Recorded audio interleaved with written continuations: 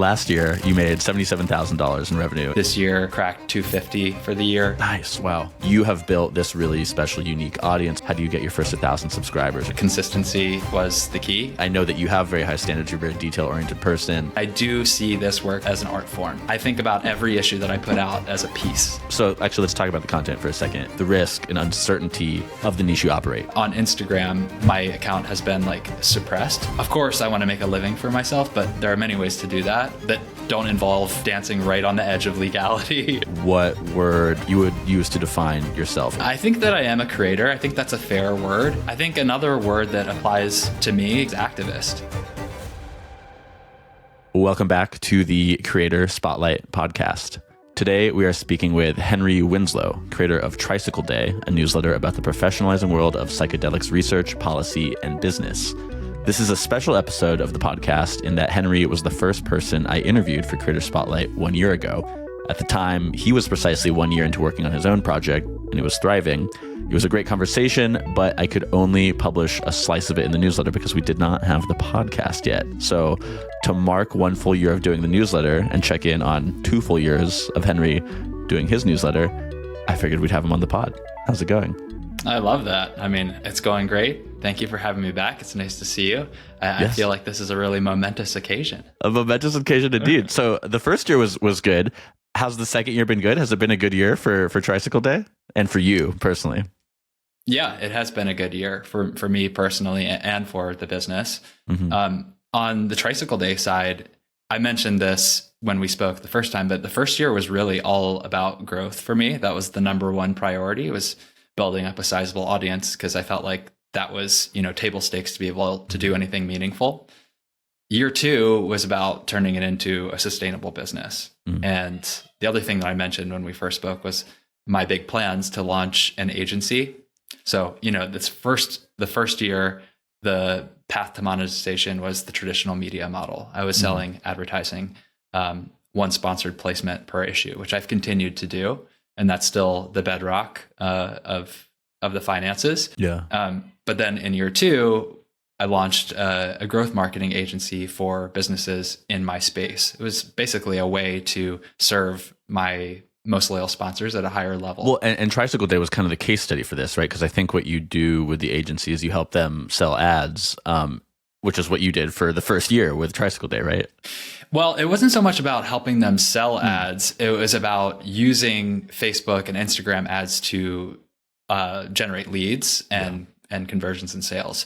So, a lot of the sponsors who came on to Tricycle Day were in the plant medicine and psychedelic space. And there's challenges around censorship, content moderation when you try to run ads on these platforms. Yeah. Even if you are doing things in legal jurisdiction or, in adjacent spaces that are legal, sometimes you run into trouble. And I figured that out, and I built a team that also had that expertise, and that's what we've been doing with the agency. Okay, so there's basically everything you just said we'll be unpacking over the next 45 minutes or so. I want to start with the audience, though. So in the first year when we spoke, you had around 37,000 subscribers from that year. You're a little over double that right now. Your publicly available numbers say 60,000. And I know you'd spent $50,000 on meta advertising in that first year. I'm guessing you didn't spend that much this year because you didn't double the audience size, and probably there's more organic growth there. Mm-hmm. But were you continuing to put a lot of money into the business in that way this year, or were you kind of able to dial it back and things were running more smoothly? I did dial it back. I should have prepared and figured out the exact amount I spent. Okay. But you're right. It was less. I'm still spending consistently because I think it is a good way to, keep fresh blood coming into the newsletter. Yeah. But yeah, organic started to pick up. I've built an audience on LinkedIn of all places. And one of the few people strategy. Building an audience around psychedelics research policy. On LinkedIn. Yeah, and the meme strategy on Instagram is working well too. Mm-hmm. Yeah, you've more than doubled your audience there. I forget exactly what it was last time, but now it's 18,000. I think when we last spoke, it was close to 6,000 or something. Okay, yeah. Yeah. Yeah, it's grown. And the nice thing about, organic and doing paid at the same time is, you kind of pay your way at the beginning, and then organic picks up naturally, and it can kind of overtake it eventually. I haven't gotten there yet, but it's beginning to take up a larger share. So that's 23,000 subscribers around that since we last spoke. Where's the split? Like, how much have come from ads? How much have come from organic? Within organic, like, where have they come from? Oh gosh, yeah, I don't know the breakdown, but it's certainly it's well over 80% are coming from ads. Oh wow, still, yeah. Which, I mean, for you two, I think I've learned a lot more about newsletter ads since we last spoke, and a lot of people, you included, kind of use this model that, I don't know if Morning Brew were the people who invented it, but like they're certainly who I associate it with, where it's like, in 5 minutes a day, learn everything you need to learn about X, right? Which like, for Morning Brew, like maybe there's a lot of people now trying to copy the Morning Brew model for like business type newsletters. Much harder to do that now because people have seen those ads.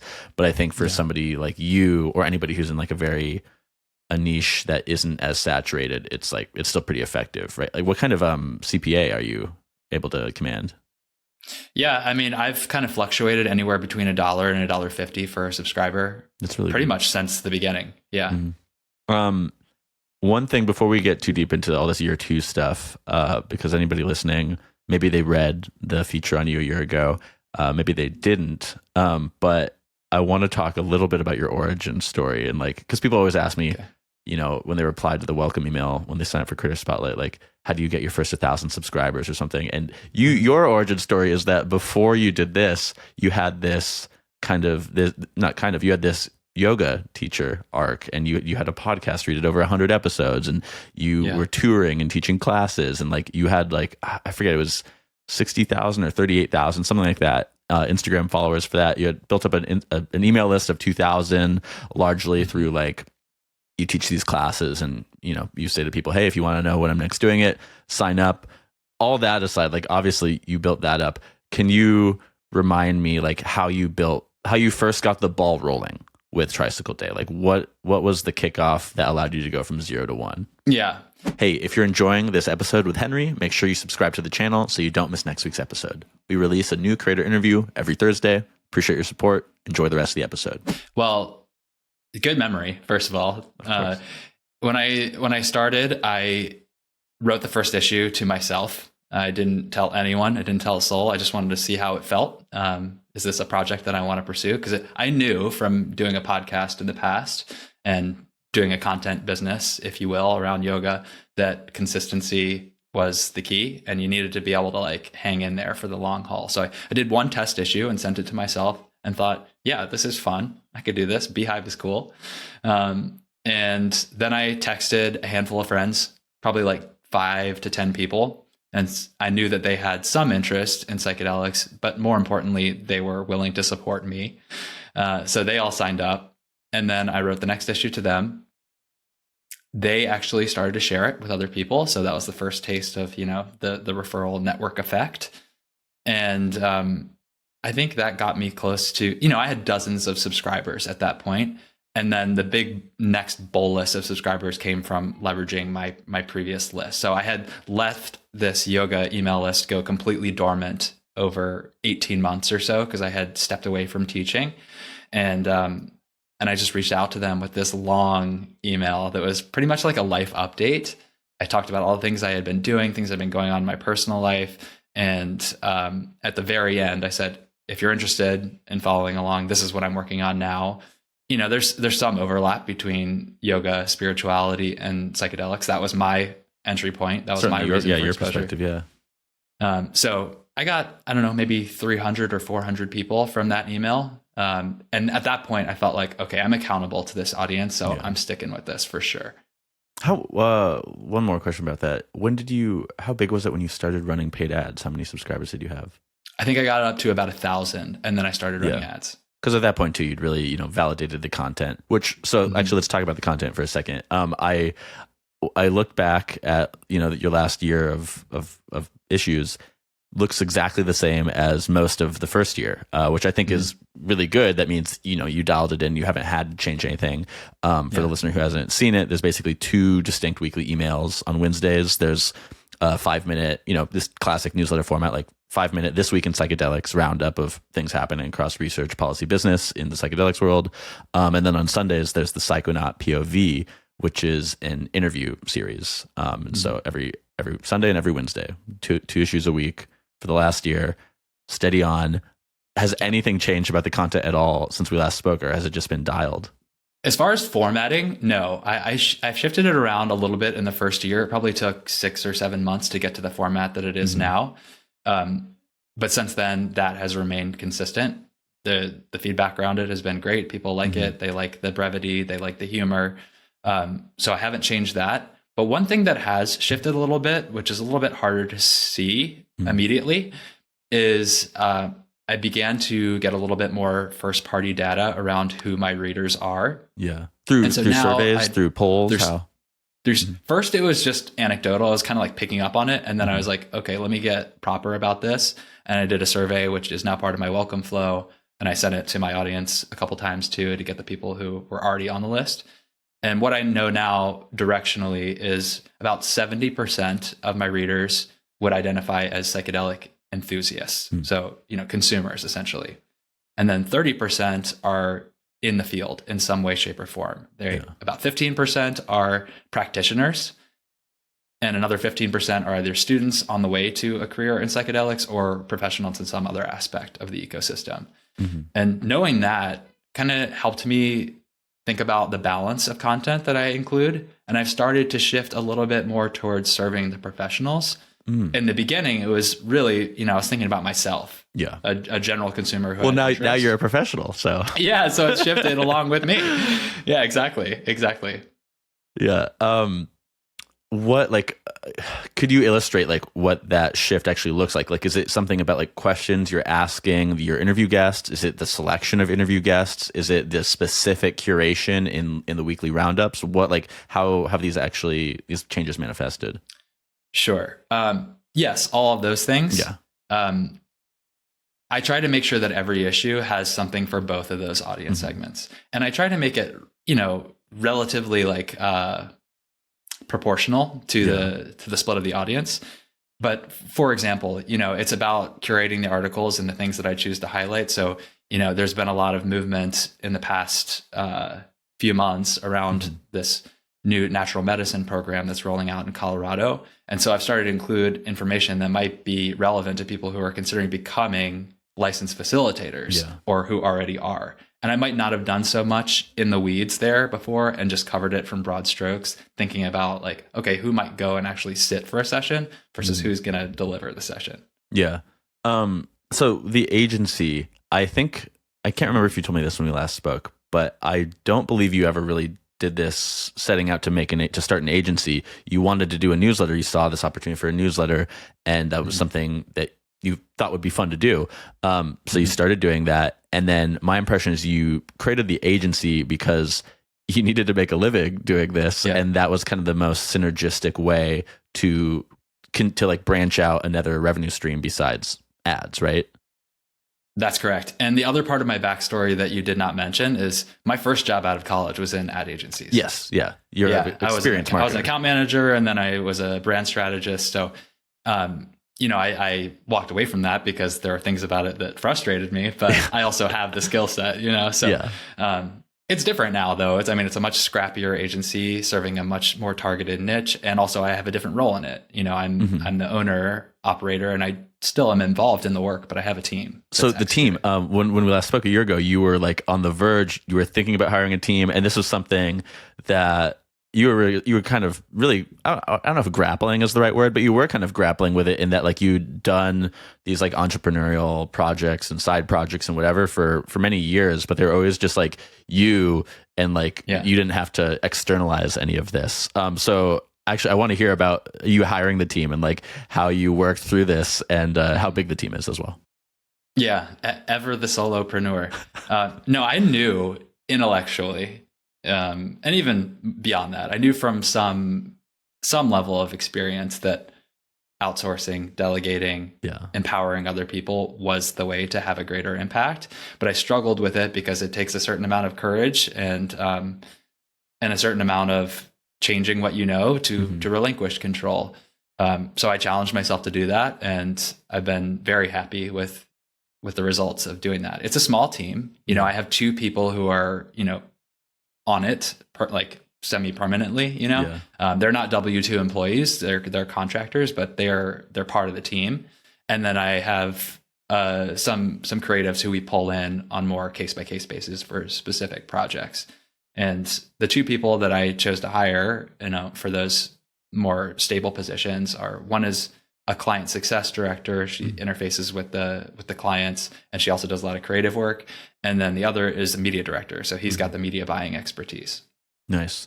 I'm curious. I want to linger on like the emotional side of this for a bit, because I don't know, just the idea of like relinquishing that control and like figuring out like, well, what do I delegate? What can I really afford to delegate? And like my standards remain high, because I know that you have very high standards. You're a very detail oriented person.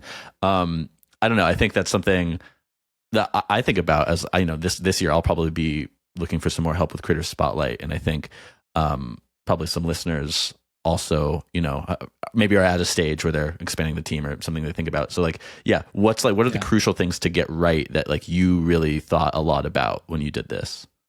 Yeah, good question. Some of it is definitely intangible. It's like just digging deep, doing the soul searching to be like, okay, I know what's right for me. Even if it feels scary, I'm going to do it. That's what courage is. Yeah. But there are some practical things too. I think one of the things I thought about a lot was incentivizing good work. So rather than just paying my contractors a steady rate, what I did was brought them in and gave them upside. So they share they get a profit share of that aspect of the business. And I think that works out nicely, because then they're incentivized to do great work, because retention is the name of the game in agency, right? Yeah. If clients stay around, then their payout goes up. Well, that's interesting, because obviously that's like a classic, like, sales organization model or a startup model where you get a stake in a business. But then like with kind of the creator economy too, right? Like the appeal of being a solopreneur, a creator, whatever you want to call it, is like, it's your thing. It's all yours. The risk is yours. The upside is yours. So I think it's interesting to bring people in and give them that stake too, because like that's your motivation, is that all the upside is yours. I don't know. I think that's smart. I haven't talked to so many people who've done that, unless they're bringing somebody in like as like a real partner in the business, as like a co-founder, labeling them that, rather than like a contractor who also has a real stake. So and to be clear, I didn't give them equity in the business, just profit share on this this monetization channel, right? And that makes it simpler. Like we don't have to do a whole lot of like legal contracts to make that work. I just do the P&L every month. I'm very transparent with it, and then I pay them out. So let's talk about P&L. In that last year, you made $77,000 in revenue in your first year through a mix of ad placements, affiliate links, and courses. You also were not making a living from Tricycle Day. You'd reinvested every dollar into the business. You were living off your savings. It sounds to me like you probably are making a living here now, and certainly at least the revenue has greatly increased in that you're saying you're doing it and you've hired a couple people. So tell me, how's the revenue looking, and are you living off of it now? I am living off of it. I'm not living off it as comfortably as one might like to, but but it grew significantly from year one. Year one, I think it ended around 75, 77, something like that. This year cracked 250 for the year. Nice. Wow. And the margins, are steadily improving. Yeah. How much of that is from the agency? It's still the majority from ad revenue. Wow. Yeah. Have you, so actually, I'm curious about your sponsor pricing. You don't have to be exact, because I know it varies, but as a reference point, you had told me that your first sponsor back in March 2023, 2 months into the newsletter, this person or this business paid $480 for feature in 2 issues. Obviously, that's increased thanks to a number of factors now. But can you share, like, I don't know, a range, how much it's grown relative to that since 2 years ago? Yeah, I mean, I can share the pricing. I'm open to that. Perfect. It's always been backed into a roughly $50 CPM based on open, so views for the ad. And so today, a single issue is $1,500, and I do discounts if people buy bulk. Because I think that the campaigns always perform much better if the audience sees it multiple times. So I want to incentivize that. They get like 15% off if they do 4, or it was 30% off for 8 issues, but I just recently changed for the new year to get around just selling 8 issues. Now it's like there's a monthly recurring option where they can commit to 3 months and get 2 issues per month. Do you know approximately how many different sponsors you had last year? Not just last year, but in total, I have had 59. 59. Wow, that's actually quite a bit.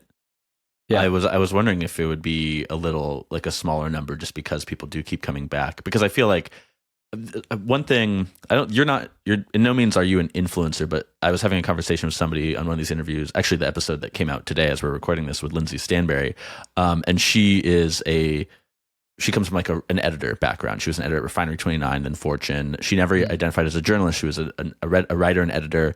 And now she doesn't see herself as a creator. She sees herself as more of this writer, editor, entrepreneur. But something I hadn't vocalized before, she was saying like, well, what's the difference between an influencer and a creator? And I was like, well, an influencer is just a freelance marketer, and their skill is like their ability to market, but also the audience that they're marketing to, which like that I think that you're not an I wouldn't call you an influencer, but that applies here, where like you have built this really special, unique audience of people interested in this particular type of business. So like, it doesn't work for every newsletter, because not every newsletter has such a highly specialized, specific audience as you. But like, I would imagine a lot of these people really come back, and you actually, hopefully, probably, I'm asking, do you have like a wait list for the clients, because people a wait list for sponsors? Yes, I get a lot of. Basically, all of my sponsors have been inbound. I did hire an agency to do outbound last year, just because I wanted to experiment with that and see if there was a difference in the quality, or how it would play out. But yeah, other than that, it's been it wasn't really necessary. I'm glad I did it, because I did land some sponsors I hadn't been able to get a hold of that were good for my audience. But there's a lot of inbound every week, so I am in the fortunate position of being able to say no. That's awesome. How about with the agency? Agency is like, there's a lot more qualification that has to go into whether it's a good fit.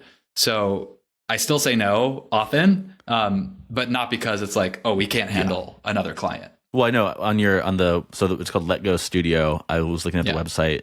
At the bottom of the page, it's like right by the apply to work with us button. It's like, wait, don't apply unless you are looking to spend at least $5,000 a month with us. Like, that's kind of the first level of filtration. Yeah. We should talk briefly, because this is related to the agency too, about like the risk and uncertainty of the niche you operate, right? So at the bottom of every newsletter, you have a disclaimer, which I'll read now. Disclaimer: this newsletter is for educational and informational purposes only, and is not intended as a substitute for professional medical advice. The use, possession, and distribution of psychedelic drugs are illegal in most countries and may result in criminal prosecution. So obviously, as in any year, especially recently, as these psychedelics have come more into these legal conversations, laws passing, legalizing them, delegalizing them, going back, etc. I'm curious if there have been any developments in that realm that have affected either your work in the newsletter or like the way you work with clients, because that's a service you offer, is like helping people navigate these kind of like murky waters of like, well, how do we present our business on the internet? Yeah. Well, first, how it's affected me. Fortunately, not too much. There've been a couple of blips. One was last year. No, it was this year. It was since we spoke last time.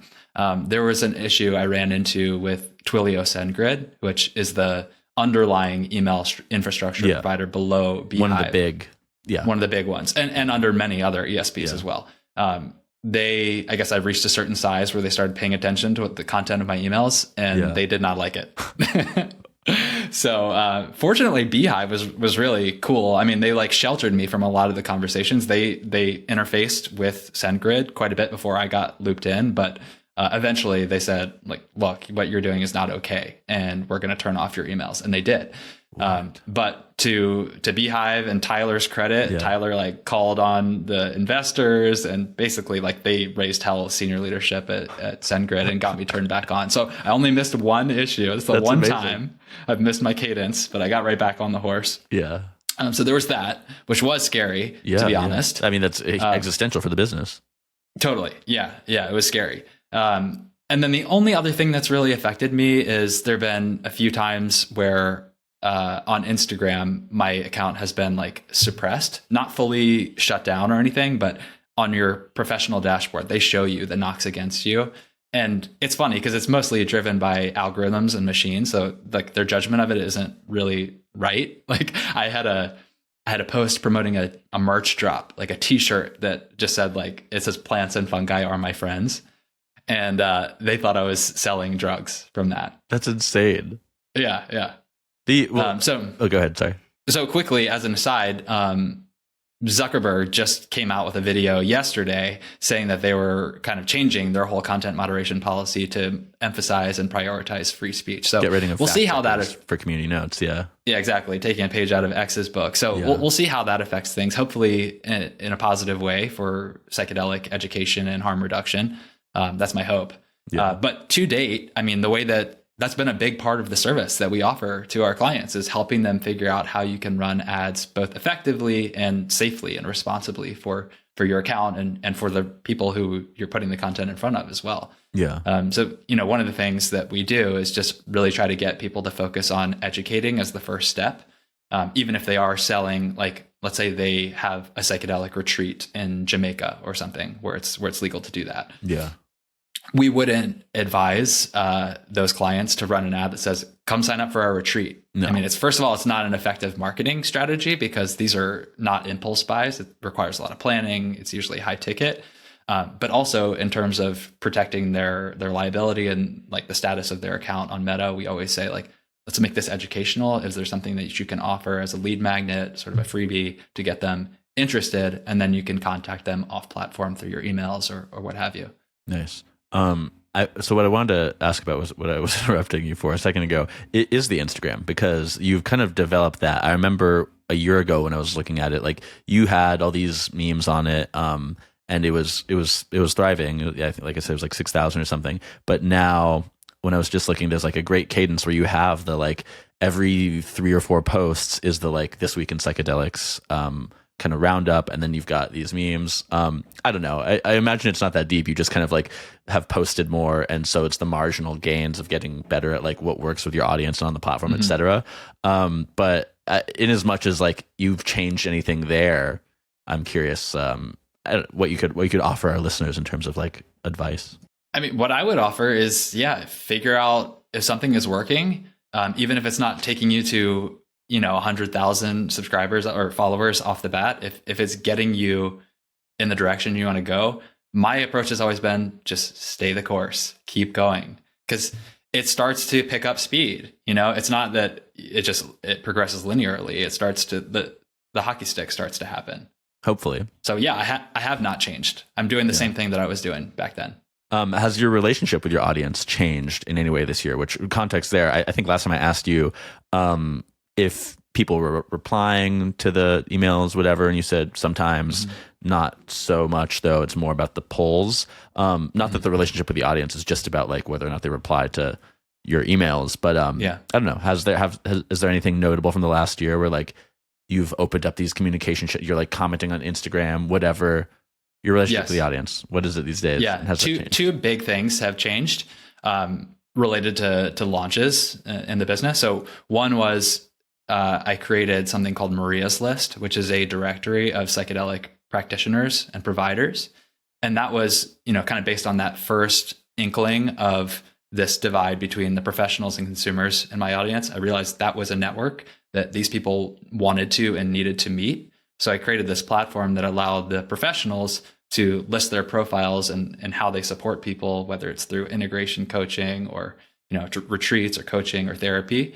And now when a reader who is more on the consumer side asks me for advice, which normally I would always have to say, I'm not a doctor, I can't provide medical advice. I say, I say that, and I say, here's what the research shows that's interesting and might be relevant to you. And if you're looking for a provider, go check out Maria's list. These people are all vetted by me. Yeah, that's nice. I actually wasn't aware you'd made this Maria's list. So that's one. And the second one is more recent. So like digging into that facilitator professional audience, I kept hearing, because I started having conversations with them to learn more. And I kept hearing that they had paid a lot of money in tuition and trainings and programs to learn how to sit with clients. And they probably put in a lot of, maybe they'd been under apprenticeship. They spent a lot of time honing that skill, but no one had really helped them on the practice building side. So that felt like a really like achy problem. And so I launched something called Practice Expansion, which was a 6-week container. And I treated it as a beta program. I got 10 practitioners in it. And we spent 6 weeks learning the skills of marketing, sales, how to build a practice ethically, and got a bunch of great feedback on that. But one of the most helpful constructive pieces was that was like a fire hose of information. It was too compressed. And a thing that I didn't expect was one of the best things they got out of it was connecting with one another. So that inspired me to expand Practice Expansion out of a cohort-based model into a indefinite community. And that's the big push for year 3 right now. Okay. Well, let's get back more into that in a second. But talking about all this, I'm reminded of another thing that we talked about last time. I asked you, like, if you thought you had a responsibility to your audience, both like specifically you, the work you do, and then also like as a creator contributing to the internet generally. And you gave this really beautiful answer. You clearly did care a lot. I think you were emotional answering, because it was kind of a heavy question. Like, the work you do is really important to you, and like has this high stakes for you. And I want to say I kept asking people that question whenever I would interview them, because it was just such a good answer you gave, and it blew me away. Rarely have I gotten an answer as good as that to that question. Some people have said, I don't think about that at all. Like, I guess it's to like, I guess I don't really have the responsibilities to myself, whatever. Some people have like, yes, I really want to make sure I'm delivering great content, etc. But yeah, I admire that about you, and everything you were just saying now reminded me of that, because it's clearly like still at the core of what you do, where like there aren't really many people doing this work, right? Like in this space, who have like your marketing prowess, and very clearly like with like what you're talking about with Maria's list, like you're still like, that's the core value. I kind of get the impression that you're still living.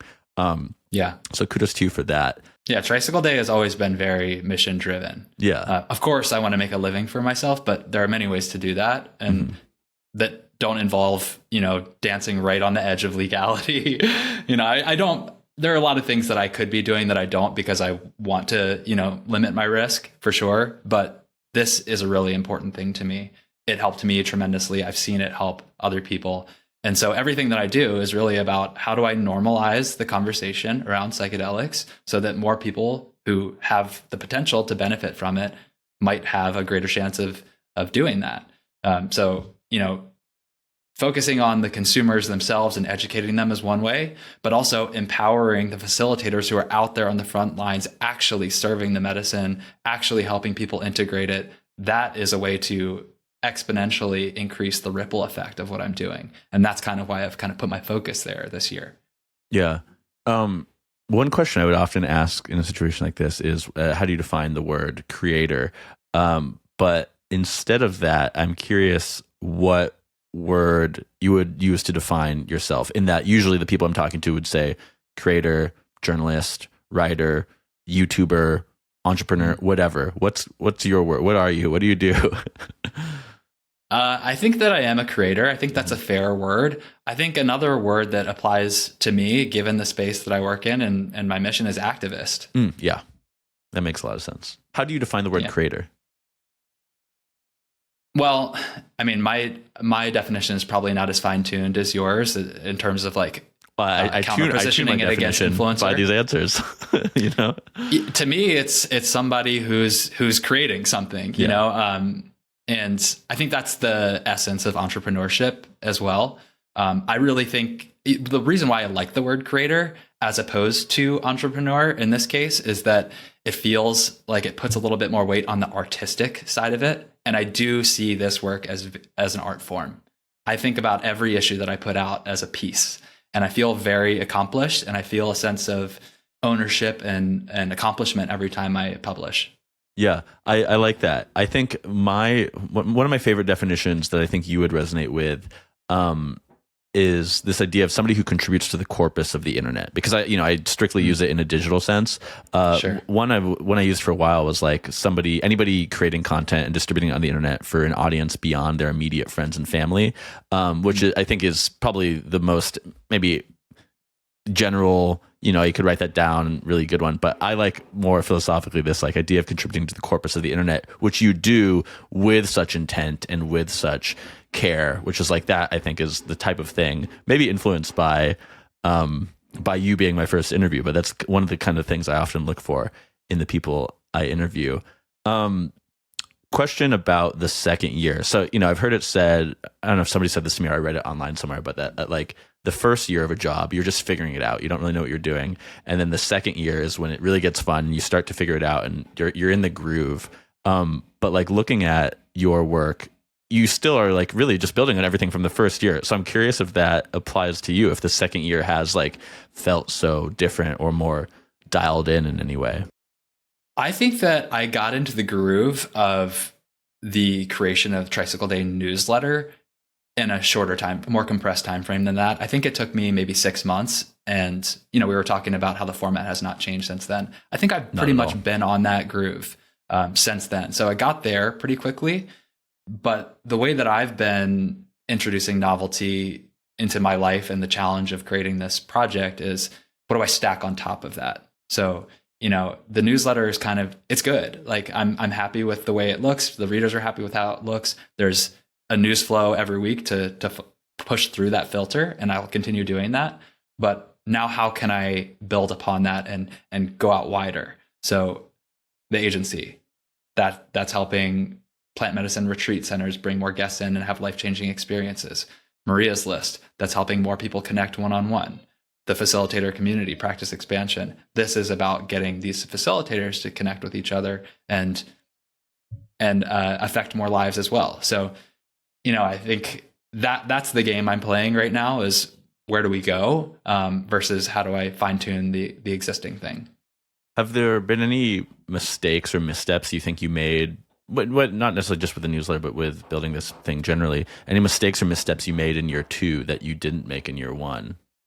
Oh, well, here's one. Actually, we didn't talk about this at all. So in first year, the first thing that I did to diversify my revenue outside of ad placements was launch courses. I had a basic harm reduction course. There was a live event about integration modalities, which I then packaged and sold as an evergreen thing. And then the third one was a how to grow mushrooms course, which I partnered with a cultivator on, and they had a physical product as well. That was actually the straw that broke the camel's back for Twilio SendGrid. And so they said a condition of you coming back online is you have to stop promoting those courses. Not just in the newsletter, it can't even be on the website. So that was a mistake that was costly. It could have been way more costly for me, but I no longer have those. Yeah, well, thanks for sharing. I want to. Okay, let's now talk about the third year. You were saying that your theme for year 3 is this community, which community is always something I like talking about because it's such a buzzword. Brands want to do it, creators want to do it, whatever. It's something people want to create when really it's like that's usually the wrong way to go about it. So it sounds like you though kind of have this thing. You have people asking for it and wanting there to be a space to talk about these things and stuff. So tell me what this community is and like how you're going about building it. Yeah. So I think a lot of people, it is a buzzword. Community is a buzzword. And I think people use it interchangeably with audience sometimes. And so I'll draw a hard line between the two. To me, audience is, it's a readership or a viewership that you speak one to many, and they don't really have a way to get respond to you. And they can respond to you. That's just such a good. I've never heard it said like that. Community, people mistake audience for community. I totally had to repeat that. Yeah, and the audience might reply to you and they might have a way to voice feedback, but they're not communicating with each other unless you actively connect them, right? Community puts everybody on the same playing field and everybody can interact. So the platform that I ended up going with is called Circle. It's basically like, a lot of the features of like a Facebook groups kind of thing, but on its own, it has its own app. And I've heard it in the same conversation as Discord too, for like chatting, right? Yeah, similar to Discord too, though Discord's got a certain connotation and feel to it. Circle is a little bit more customizable, I'd say. So you can white label it better. But what I did is say, like, I'm not creating a community for anybody in my audience. It's for a specific segment, which is much smaller than the overall readership. Because I think that a community, and this is just my view. I mean, I'm sure there are many ways to run a community, and I'm certainly no expert, figuring it out as I go. But to me, it's important that the community be oriented around a common goal or outcome that everybody wants. And that wouldn't be the case if I created a community for everybody who reads Tricycle Day. So yeah, that's the start of it. It's a digital place for people to come together and have these conversations in what feels like a trusted, safe environment where everybody's supporting one another. But the community goes beyond the digital as well. We haven't done this yet. I mean, we just opened the digital doors this week, but the goal is to have in-person events. One more kind of pedantic question. Newsletter as a format. What does that mean to you? What is a newsletter? Why do you like the newsletter as a format? Newsletter can mean a lot of things, but Tricycle Day is the classic definition of a newsletter. It covers the news in psychedelics. And I know a lot of people have very successful businesses and newsletters where they're teaching something. That hasn't really been my orientation around it. I'm covering what's happening and I'm injecting my personality and flavor into it, but it's still, it's unfair to say it's objective. It's certainly not objective, but I'm not telling people how you should interpret this. You're gathering and presenting. Yeah, I'm gathering and presenting. So to me, I mean, that's the classic newsletter, but I also think that, if you have a newsletter where you are a marketing expert and you teach people how to do marketing once a week, that's a fair use of the term. Yeah, no, that's good. Last question. Hopes, dreams for year 3. If we sit down again 1 year from now, what are we talking about that was so great about the 3rd year of Tricycle Day? The thriving community, I think, would be the win. I have about 40 members in there who are founding members, which is great. I'd love to get that into multiple hundred by the end of the year. 1,000 would be amazing. But that's not a requirement for it to feel like a success. And then the other thing, which I can't remember if I mentioned this when we spoke the first time, but when I created this, I always had the final end goal as an acquisition. And I'm not as attached to a time frame around that as I could be, because I'm really happy doing this work. And I think that even in the event of an acquisition, I will stay on and continue to be the voice, at least for a period of writing the content, and maybe the other things go to other people.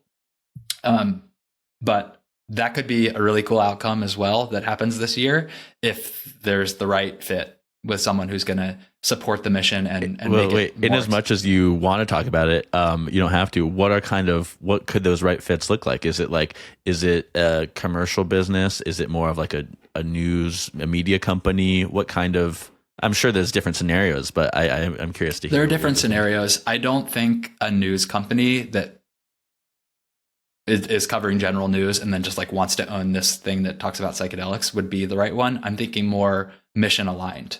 Another company that's doing something to embrace and lift the adoption of psychedelic medicine, but just doesn't know how to do content and like could use me to plug in and just, explode the impact. That feels like the right sort of fit.